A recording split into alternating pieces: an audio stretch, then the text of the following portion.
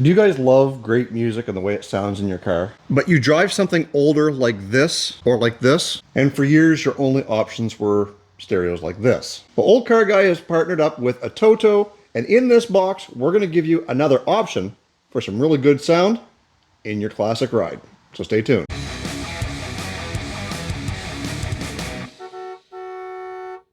Before we get this thing installed into Dale Jr., my 1990 Chevy Suburban, let's open the box and see what's inside. So first thing I noticed is that we've got this cage, which is very typical of a single DIN unit, the same as the one that I showed you earlier in the video. This is what's going to fit in the hole and in the dash bracket that I already have for Dale Jr. This is what's going to hold this in place. This is the brain of the operation, and if I flip this around, you will see this is an absolutely huge screen. And this is the model A5L 110T. And if we flip the screen over, you'll see that this thing has got to be at least 10 inches. I believe that's what this is, maybe 10.1. It's got touch controls across the bottom, which I wish they had hard controls, but we'll see how they operate. And this also supports Apple CarPlay, Android Auto, GPS, a backup camera as well. And I do believe once we get the wrapping off here, we'll be able to see all those features. So back here, you've got your power supply and all that goes to all your speakers, which we'll have to rewire. We've also got what's called RCA, not quite sure what that does, HDMI out, USB, microphone, we've got GPS antenna, I think that comes with the kit, and our radio antenna. Let's open up the box and see what comes inside that. So as we open this up, we've also got a little storage compartment, and it's also got like a little lip on it so that your stuff that you store in there doesn't come sliding out as you accelerate. That's a pretty neat trick. I'm not sure we're going to have space in Dale Jr. for this, but if you've got a bigger dash opening, you may be able to utilize this as part of your setup. We've got your GPS antenna. We've got several nuts and bolts and screws and lock keys to be able to slide this out of the locking mechanism. So where it says RCA on the back here, this white plug-in, that's where all of these come into play. So this is for your Bluetooth antenna. We got subwoofer left, subwoofer right out. We've got left channel auxiliary in. We've got right channel auxiliary in. Video input, I'm assuming that that might be camera. Oh, no, this other yellow one is rear camera. Right rear audio out, front right, front left, rear left. So if you're running all of these into an amplifier, in this particular case, we are only going to be running subwoofer, so those will come in handy. We've got our plug-in, which was the main power. It also has a separate plug-in for an external mic if you choose to use one. The kit does not come with it, but it does have microphones built into the front of the screen. And then as we get further down here, we have got a couple of screen protectors to protect that screen from your greasy fingerprints and dust and dirt and so on.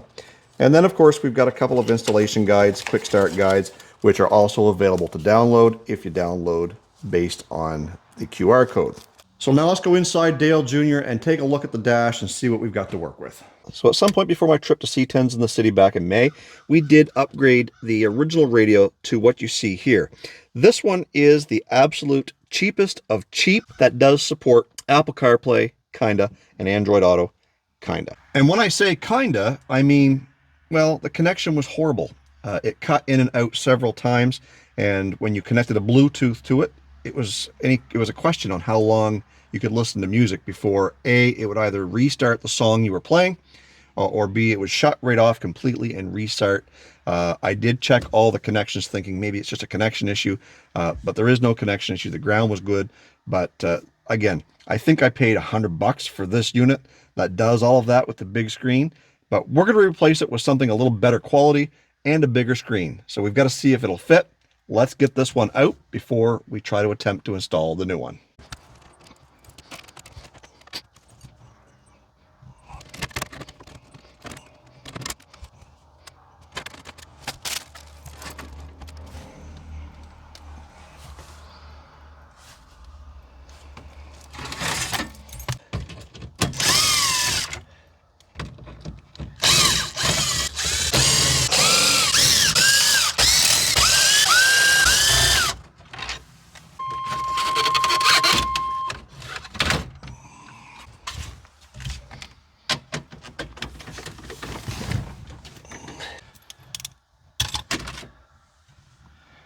So if you guys have installed any radios at all in the past, you know that these little cages are just held in there with bent tabs.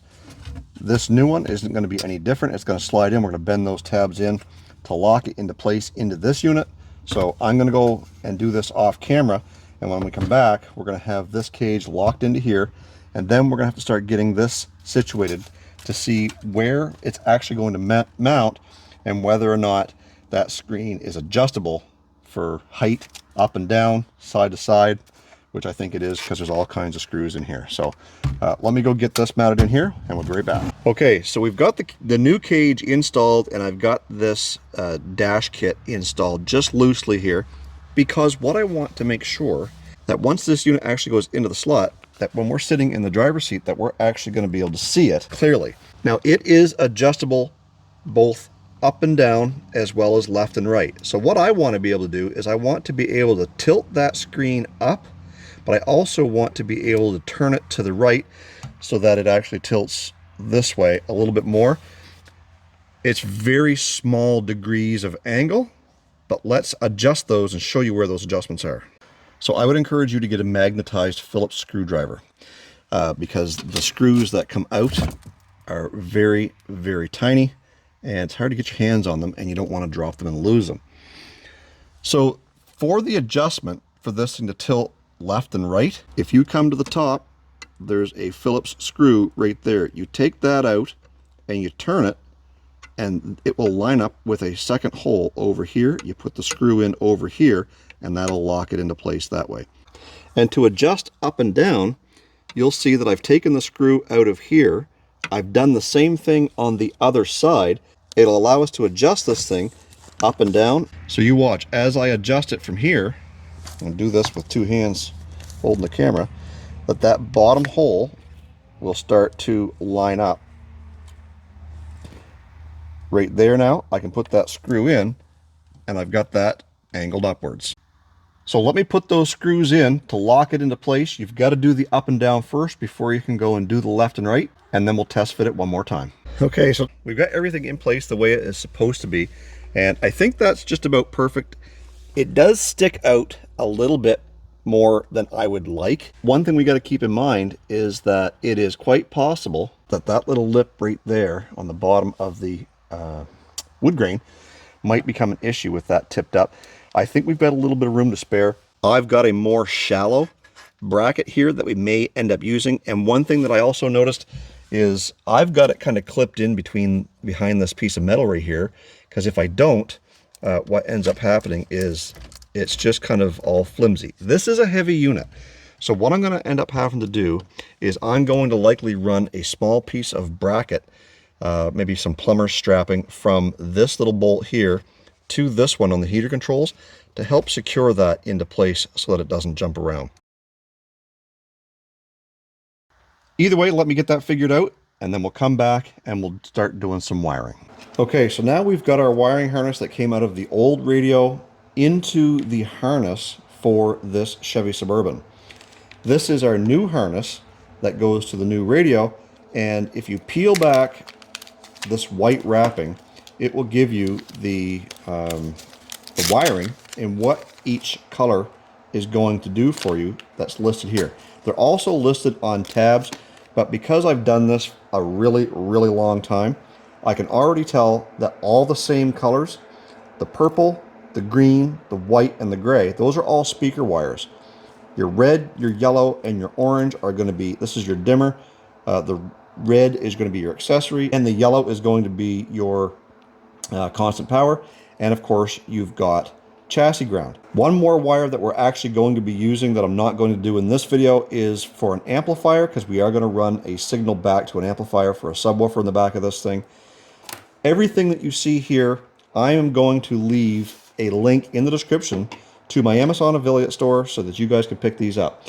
We've got the Tessman wire strippers, we've also got the Titan crimpers, we've got the Calhawk strippers, as well as this butt connector kit that's got the built-in shrink tubing so that once you get them crimped, you can heat them up and it will seal those connections. I'm going to take this one apart and we're going to put the new one back together. It's very straightforward. It's if you're in this deep, you can figure it out. Like I said before, all those colors are your speakers. This is all power. All the colors are coded. Just match the colors up and you'll have a wiring harness to fit the vehicle that you're using. Also, if you're working on a Chevy Suburban or a older GM vehicle, I will leave this kit as well as the dash kit that we use in the description box down below as well. Let's get this thing going.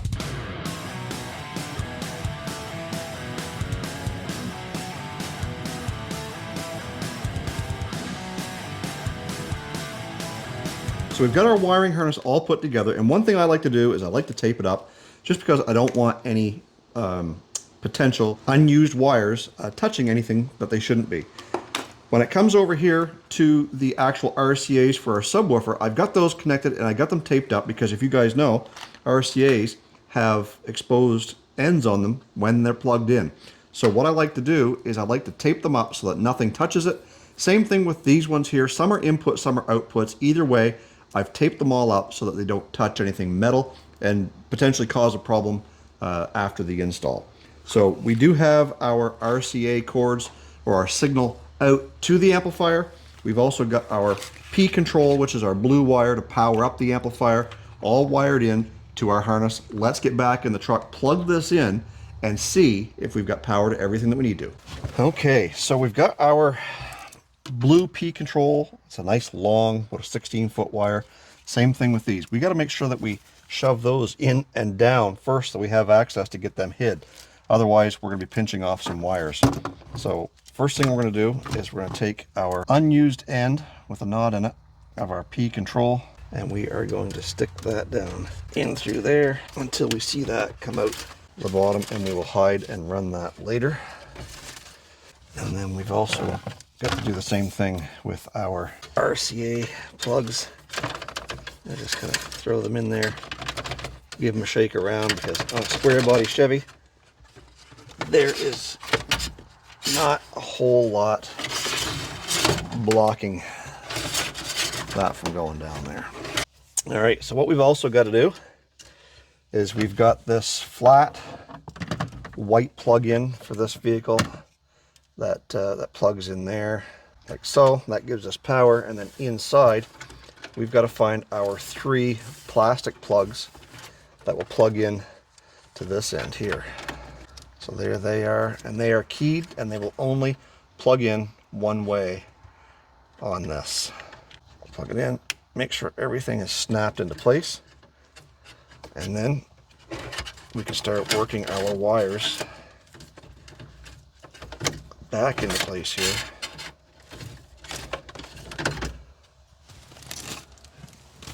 And then get them plugged in to the back of our radio here. Now, one thing that I do want to plug in before we go too much further is this is your GPS antenna. You are going to want to run that to a place that it has exposure up through probably the windshield. So I think what I'm going to do is I'm going to run the wire up and I'm going to set it on top of this plastic vent. I'm going to clean it off. It is double-sided tape so that once it's stuck there, it's stuck, and it should be able to read through that dash, we hope. If not, then we can actually run it up through the vent and just have it stick out there on the vent so that it's exposed, and run our wire down through. So I'm going to do that. I'll be right back. So now that we've got that wire run, we are going to plug that into the GPS and screw that down into place. We're also going to plug in our black plug here in the corner. And we've got to find our FM radio. Not that anybody listens to radio anymore. I mean, I do a little bit, but mostly when I get in the vehicle, my phone connects automatically. Might have to plug the antenna in, the FM antenna in after the fact. So we aren't going the whole way in to lock that into place because we want to make sure that we've actually got power and everything works here before we go too far. So there it is, powering up for the first time. And if you can't tell already, this thing is powered by Android. So there's the main screen with everything on it just the way that it is. First thing I want to do is I want to connect my Bluetooth. So I'm going to go into my phone and find Bluetooth and see what pops up. Comes up with the A5L. We're going to touch that. It's asking for a pin. We don't know what the pin is, so let's see if we can go through here into settings So this here gives you the device info, memory 2 gigs, storage 32, Android version 9. It gives you all the volume controls for your navigation, your Bluetooth. So Bluetooth is way down, so we can turn that up. Navigation volume, we'll put that at mid-range. Ring volume for your phone, default volume. We can play a lot with that stuff once it's done. We want to go back in and see if we can get this thing set up for Bluetooth. We set ourselves up for Canada, and we are on Atlantic time zone here.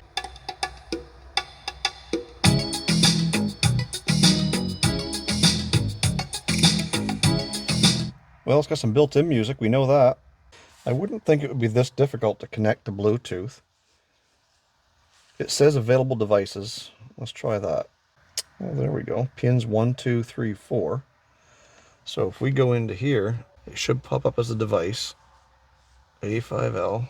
So if we go into here, we can change the name of it too to something that we want to recognize. And I'm going to change it to Dale Jr. So that way when we're looking for Bluetooth, we know exactly where it is. 1, 2, 3, 4. Pair. Says we're connected. So now it should automatically switch over to Apple CarPlay. We'll see how long it takes to do this. If you don't mind my saying, that was pretty quick. Once we found out how to get there, it was pretty basic. So now that we know all of this works, now it's time to stop this so I don't get a copyright. So now that we've got this working, we can go and button everything else back together. I'm going to go ahead and hook up my subwoofer, and then we'll come back. We'll play around with some of the settings to see what this thing can do, and we'll go from there. So we've got the dash all put back together, and this thing is situated a little bit too far forward for my liking. I may go back and put that shallower dash mount in there. But what we want to do now is we want to kind of go through and see if we can talk ourselves through some of the settings on this thing. I was playing with the equalizer there once I got my subwoofer and everything all hooked up. And one of the things that I was concerned about was how long it took to connect to Bluetooth. And once we got that figured out, it actually was quite quickly. As soon as I turned the vehicle on, it automatically kind of switched on and was able to get us where we were going.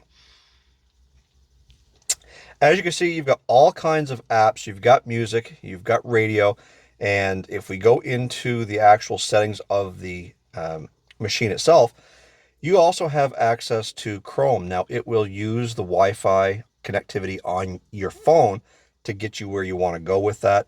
But you can also play videos in through here through through YouTube. If you download that app, you've got Google Maps, you got the Play Store. You've got a lot of apps available to you, just like a tablet, and that's basically what this thing is. If you want to hook up a rear view camera, you can. You can control that right from here, but also you can connect it so that when you put it in reverse, it automatically comes on and gives you the display of where you're backing up. One of the things I found that was quite interesting was the DSP. Lots of opportunity to make adjustments for whatever it is that you like to listen to. Presets for rock and roll, and when you hit that, it also gives you techno, movie, classic, electronic, pop, city, jazz, and news. So you can choose whichever one you feel best suits your listening pleasure. You've also got 3 user presets that if there's different drivers, you can change that. The responsiveness to touching the button. This still has the plastic coating on it. I'm going to take that off right now just because we are done doing what we're doing. And I want to see just how responsive this is.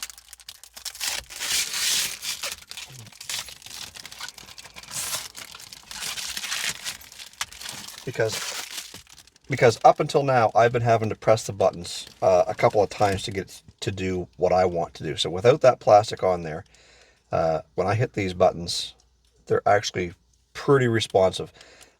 Again, as you can see by me flipping through there, there's lots of settings for your sound and making it sound the way that you want it to. If we want to go in and use Spotify, you can use YouTube, and there's all kinds of different options here. as well. Now your Z-Link 5 is the actual connectivity that it uses for your Apple CarPlay and Android Auto. When you first turn the vehicle on, it will show a screen, and it's usually got a Z-Link logo, and within about 2 seconds, that is done. We are in the garage right now, but you can do a GPS test to make sure that the GPS is actually working. Obviously, Bluetooth connectivity allows you to use your phone. If you have voice commands activated on your device, you should be able to use that and command this to call, to reply to texts. That is something that this also does once Apple CarPlay or Android Auto is connected, is if you get a text, it'll read it to you. And then there's a big button on the screen that you can hit reply, voice to text your reply and send it off, or you can just ignore it after that. Now, there are plenty of other features on this radio. I'm not going to go through every single one of them because, quite frankly, I don't know what every single one of them does yet. It'll take me some time to read through. If you want to know more about it, I will leave a link in the description box down below if you want to go take a look at this and study up on it to see if it's right for you. And you can also choose the link to go buy this from my Amazon affiliate. I'm going to leave a discount code up here on the screen so that if you guys want to take advantage of this and get a discount, thanks to Atoto, they've allowed me to share a discount with you guys for this video. Some are going to say, Jason, that is huge, it's ugly, it's way too big for this vehicle. I'm inclined to agree a little bit. This is a little bit overkill, but a couple of things. One, I'm getting older. I need something bigger and more visual to see when I'm driving down the road at a quick glance. Secondly, take a look at your modern vehicles that got the great big tablet that kind of sticks up into your windshield, into your line of view. Is that something you want obstructing your view of the windshield? Another thing this radio allows you to do is when you're connected via Apple CarPlay or Android Auto is to listen to your favorite podcast. If you guys don't know, I am a co-host to the Get Out and Drive podcast, where we talk a lot of automotive related topics. If you haven't checked us out, I'm going to leave a link in the description box down below for that. Please make sure you hit us up. It's very informative. It's very entertaining. And John and I have a lot of fun. And the biggest part of the Get Out and Drive podcast is twofold. One, it's to entertain you, but two, it's also to make and bring awareness to the fact that we need more trades, especially in the automotive world. Kids and people need to be getting back into these trades, and we want to share our experiences. I'm from the mechanical side. John is from the auto body side, but not just automotive, trades in general. We want to see kids learning more hands-on and getting out there. Is college or university for your student, your son, your daughter? Well, possibly. But if not, maybe a hands-on trade might be something for them. We like to coin the mantra, what drives youth? So if you hadn't had a chance to check out the Get Out and Drive podcast, I encourage you to do so now on your brand new Atoto radio or your favorite device. Welcome back to another episode of the Get Out and Drive podcast, fueled by AMD. I am John, Custom Car Nerd Meyer. And I'm Jason, Olde Carr Guy, Car. Anyways, guys, I've got quite a mess to clean up here, and I'm pretty excited to try out this new radio for a while. I will do a follow-up video in a few months once we've had a chance to listen to it, use it, touch it, feel it, work it a little bit, make sure there's been no glitches, which is something that I always like to do. I am not endorsing this radio by any means, but I am showing you that there are other options other than the big name brands, which cost $800 or $900 or over $1,000 for a nice big screen with all the same capabilities. If you're looking for a cheaper version, maybe this is it. I like it so far. Granted, I've only been playing with it for a few minutes, but I've had some of these Atoto radios in the past, and they seem to do the trick. So a huge shout out to these guys for being a part of Olde Carr Guy, for joining the Olde Carr Guy family, and letting me try this radio out and see if it's something that I like and if it's something that I am willing to endorse down the road, and sharing the install with you guys. Don't forget, all the tools that we used are going to be listed in the description box down below. Don't forget, you can also support me in other ways than just watching these videos by heading over to shop.oldecarguy.com, where you can get yourself some Olde Carr Guy merchandise, t-shirts, hats, hoodies, stickers. We've got all kinds of stuff over there, a little something for everybody. And when you guys make that purchase, a little bit of that comes back to me to help grow the channel so that we can make more videos to help cover the cost of things like this.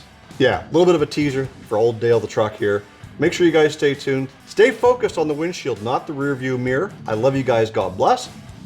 We'll see you guys in the next video.